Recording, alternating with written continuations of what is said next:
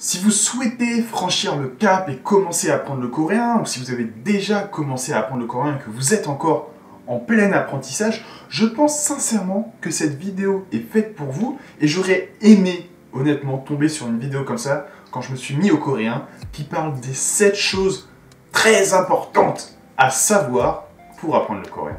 Il faut dire ce qui est et du coup je vais commencer par le positif. Le coréen est une langue relativement simple et surtout qui est logique et tout comme la société coréenne basée sur le respect. Je vous expliquerai tout ça dans la vidéo, ne vous inquiétez pas. L'alphabet coréen, le Hangul, si vous imitez sérieusement, en moins d'une journée, vous le maîtrisez et vous pourrez commencer à apprendre vos premiers mots et vos premières phrases déjà toutes construites.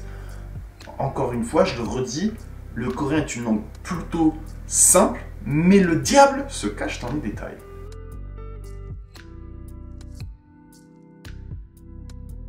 Je vous l'ai dit, le coréen est une langue logique, mais peut-être un peu trop logique. En coréen, il va y avoir plein de mots qui vont vouloir dire la même chose, mais qui vont avoir une petite nuance qui fait que vous pourrez les utiliser que dans certains cas. Et ces mots-là ne seront pas interchangeables du tout. Tu peux pas en utiliser un à la place de l'autre. Sinon, c'est pas logique, ça veut rien dire. C'est non, tu fais pas ça. Donc du coup, on se retrouve avec un mot français, ou genre par exemple juste 2, 3, voire 4 mots français qui vont être traduits par 7, 8, 9, 10 mots en coréen. Je vais vous donner un exemple. Avec cette notion de prendre, apporter, emporter. C'est ce qu'on utilise en français pour vraiment exprimer un peu cette idée de mouvement. En coréen, il y en a beaucoup plus. Je vais vous les lister. 들다, 챙기다, 가져오다, 가져가다, 데리다, 데려가다, 데려오다, 찾다. Là-dedans, vous avez tout. Vous avez des trucs qui seront juste pour les objets, juste pour les personnes. 찾다, par exemple, c'est juste pour prendre la main. C'est tout. Vous pouvez pas dire handphone, 찾다. Non, non. Ce n'est pas une main. Tu n'utilises pas 찾다 avec un téléphone. C'est pas possible. Petit point important, cette liste, je l'ai faite uniquement de mémoire. Donc ce sont des mots que j'ai appris et que j'ai retenus. Si vous cherchez, je suis sûr à honnêtement 60% qu'il y en aura d'autres. Ça m'étonnerait pas du tout. Comme je vous le disais, la langue coréenne est une langue logique et basée sur le respect. Donc si vous décortiquez un peu les mots, vous allez très vite comprendre pourquoi et quand est-ce que vous pouvez ou ne pouvez pas utiliser certains de ces mots. On va prendre par exemple 가져오다, apporter. C'est tu viens avec un objet. C'est la fusion de 2 autres verbes. 가지다, qui veut dire avoir, posséder, et oda, qui veut dire venir. Du coup, 가져오다 s'utilise uniquement avec des objets. Si tu veux dire que tu apportes, que tu viens avec quelqu'un, dans ce cas-là, tu utilises 데려오다. Parce que tu ne peux pas posséder quelqu'un. Ou alors tu finiras dans une de mes vidéos sur les pires criminels coréens. À toi de décider.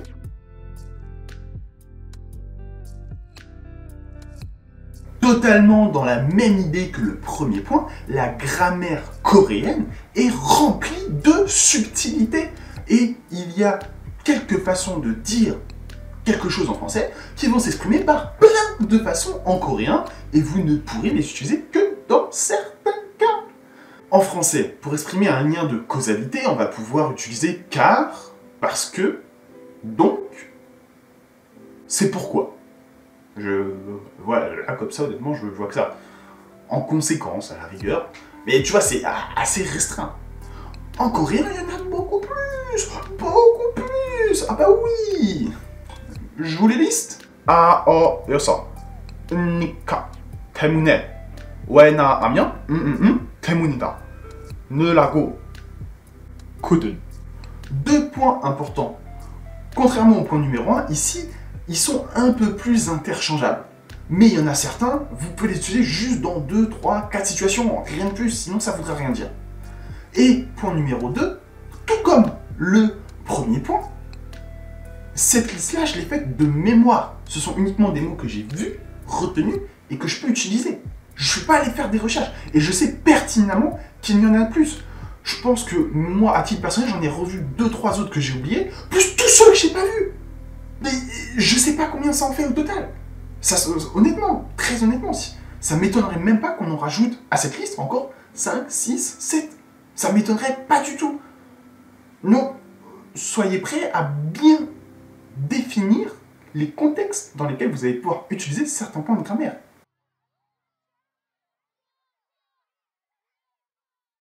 Vous avez intérêt à avoir bonne mémoire si vous voulez parler coréen. Parce que si tu vas parler à quelqu'un, tu es obligé de se souvenir de son prénom, de son nom, ou alors de sa position. Parce que tu peux pas utiliser no. No, c'est vraiment quand tu es proche de la personne. Tu vois, c'est comme oppa, oni. Tu vas utiliser ça seulement quand tu es proche de la personne. Tu peux pas utiliser tanshin non plus. C'est vrai que dans les livres, ils vous présentent tanshin comme une façon de dire tu, vous. Et techniquement, c'est pas faux. Mais c'est pas naturel du tout de l'utiliser. Tous les Coréens à qui j'ai parlé, ils me disent tanshin, oui, ça existe, mais on ne l'utilise pas. Du coup, vous devez vous rappeler des personnes que vous rencontrez. Si vous les voyez 1 ou 2 semaines après, vous devez les appeler par leur prénom avec shi à la fin. Romatyoshi, Shinenyanchi. Et si vous êtes dans un cadre professionnel, vous l'appellerez avec le nom de sa position, Kudannim, par exemple. Donc ayez une bonne mémoire, travaillez-la dès maintenant si vous souhaitez communiquer avec des Coréens. Je sais plus trop pourquoi j'ai arrêté, il doit avoir une raison débile du genre un jour j'ai oublié de le faire, puis ça m'est sorti de la tête et je l'ai plus jamais refait. Je pense sincèrement que c'est ça la raison. Mais pendant un temps, tous les jours, je mettais un mot de vocabulaire sur mon compte Instagram. Si ça vous dit, en fait, je vais reprendre ça avec cette vidéo. Maintenant, la vidéo, elle est sortie, là, tu vois. Maintenant, tous les jours, je vais republier un mot de vocabulaire sur mon compte Instagram. Donc, dans la description, il y a le lien. Si tu veux apprendre du vocabulaire coréen, n'hésite surtout pas à aller sur mon compte et à t'abonner. Et aussi, au passage, pendant qu'on est dans une petite interruption, je vous rappelle de vous abonner à la chaîne, d'activer la cloche pour rien rater. Je fais des vidéos qui parlent de la Corée du Sud, de la culture coréenne, de la langue coréenne aussi, des petits tips, tout ça, pour apprendre, tout ça, tu vois, tu connais les bails. Et surtout, partage la vidéo, parce que je le dis tout le temps. Mais si tu aimes, d'autres personnes aimeront la vidéo, alors s'il te plaît, partage-la.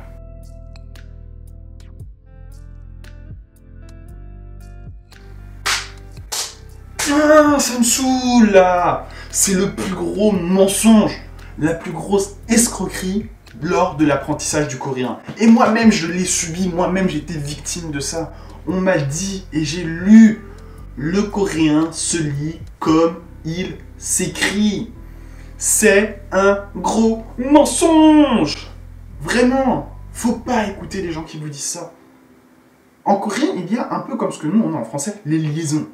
Les animaux. On fait la liaison. Ben, ils ont ça, mais à l'intérieur des mots eux-mêmes. Petit rappel très simple si jamais vous ne connaissez pas la constitution d'un mot en coréen. En coréen, un mot est composé de syllabes. Jusque-là, c'est pareil que toutes les langues. Cependant, chaque syllabe peut être composée d'une façon très définie. Consonne, voyelle, consonne, voyelle, consonne, consonne, voyelle, consonne, consonne. C'est tout. Ça ne peut pas être une autre situation. Ça ne peut pas être consonne, consonne, voyelle, consonne. C'est impossible. Et ensuite, on enchaîne les syllabes pour former un mot. Souvent, ça va être 2, 3 syllabes. Ça peut monter plus, 4, 5, 6, mais c'est rare. Dans une syllabe, ce que vous voyez en bas, ça s'appelle la patine, la consonne du bas. Mais la patine, sa prononciation peut changer en fonction de la consonne qui se trouve en haut dans la syllabe d'après. Et la consonne qui se trouve en haut peut aussi dépendre de la patine de la syllabe d'avant. Par contre, il n'y a pas de liaison entre les mots. Mais c'est quand même un gros mindfuck. Donc si on prend un mot simple, le temps, shigan, il n'y a pas de patine. Du coup, gan va se prononcer comme il s'écrit. C'est vrai. Prenons maintenant un exemple où la prononciation change. Et c'est un mot pourtant du quotidien. Le mot manger. Mokta. Mok-da. Mais lorsqu'on le prononce, mokta. Je sais que la différence est très petite. Surtout pour nous, étrangers. Les Coréens voient une énorme différence. Ce sont 2 lettres totalement différentes pour eux. Très honnêtement, même moi, surtout sur cela, je fais encore de temps en temps l'erreur. Donc c'est normal, vous allez galérer avec ça lors de votre apprentissage. Mais il faut faire très attention.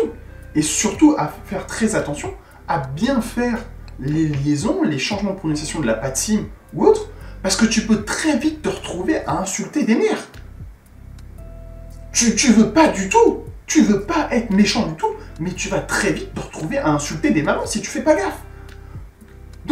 fais attention et apprends les changements de prononciation. Et bonne chance, hein! D'ailleurs, ça me fait penser, si vous êtes plusieurs à être intéressés, dites-le moi en commentaire, mais on peut, avec ma copine, préparer une vidéo sur la façon de bien prononcer toutes ces consonnes et les règles liées à la prononciation en coréen. Honnêtement, dites-moi en commentaire si ça vous intéresse, et si je vois qu'il y a vraiment plusieurs personnes qui sont intéressées, on pourra réfléchir à faire cette vidéo, à comment la structurer et vous la proposer.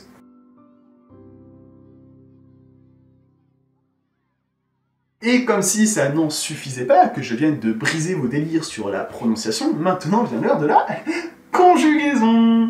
Bah oui, ah mais les mecs, hein, c'est le but de la vidéo, hein, je casse les mythes, hein, hop, bam, tous les préjugés, je les prends, je les sèche. Donc du coup, la conjugaison, il passe aussi.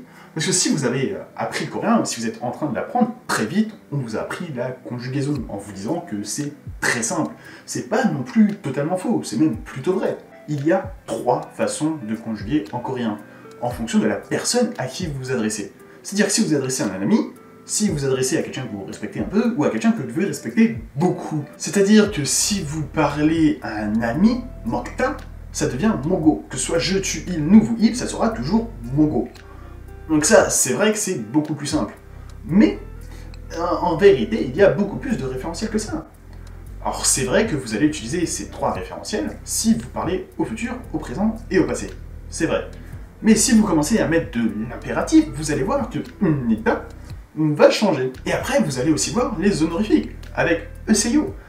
Et oui les mecs, ça va changer assez rapidement. Au total, je me suis renseigné plutôt rapidement, et il y a 6-7 environnements différents de conjugaison. Alors, c'est sûr que c'est toujours beaucoup plus simple qu'en français, où c'est la merde totale, je vous l'accorde. Mais quand on vous vend seulement 3 façons de le faire, et qu'on se retrouve avec 7, on nous a un peu vendu du dream, quoi.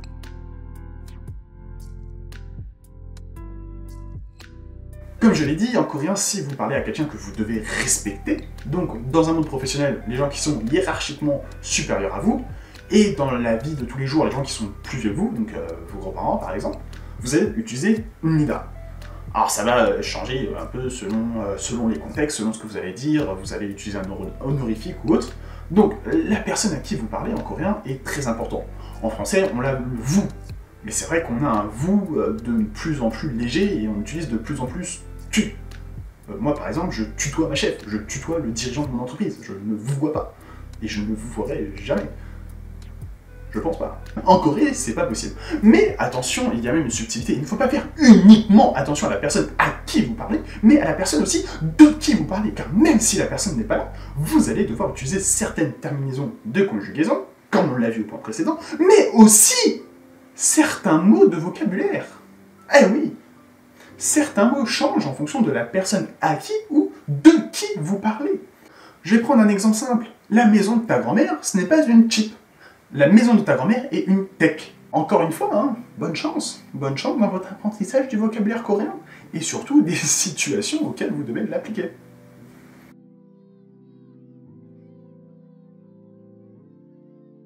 C'est quelque chose qui ne m'est pas arrivé personnellement, mais je l'ai vu, et je sais que c'est pas valable que pour coréen, c'est valable pour toutes les langues. Partir en Corée ne vous fait pas parler coréen. Dit comme ça semble obvious, et beaucoup d'entre vous, derrière votre écran, est en mode « Mais on le sait, petit con que tu es !» Oui, mais attention, on peut tomber dans le piège vraiment très facilement et très rapidement.